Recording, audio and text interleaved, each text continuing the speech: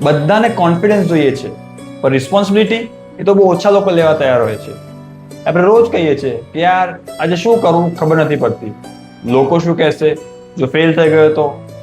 લાગે છે ને આજના જનરેશનની પ્રોબ્લેમ, પણ આ પ્રોબ્લેમ આજની નથી. કુરુક્ષેત્રમાં અર્જુન પણ આ જ સિચ્યુએશનમાં હતો, કન્ફ્યુઝ, ઇમોશનલી એક્ઝોસ્ટેડ. હાથમાં ધનુષ હોવા છતાં પણ લડવાની હિંમત નથી, કારણ કે એની સામે એના જ પરિવારના લોકો હતા. આપણે પણ ઘણી વખત ખબર હોય છે કે આગળ શું કરવું, પણ આપણે કરી નથી શકતા, કારણ કે વચ્ચે એક ડર આવી જાય છે.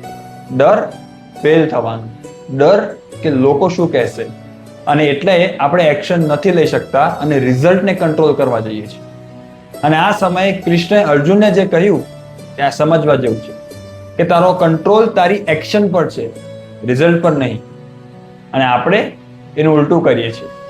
પહેલા ગેરંટી મળશે પછી સ્ટાર્ટ કરીશ, પહેલા બધું સમજાઈ જશે પછી ડિસિઝન લઈશ, પહેલા કોન્ફિડન્સ આવશે પછી રિસ્ક લઈશ.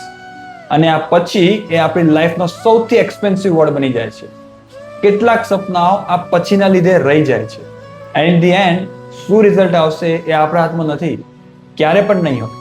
પણ આજે શું કરવું એ હંમેશા આપણા હાથમાં રહેશે.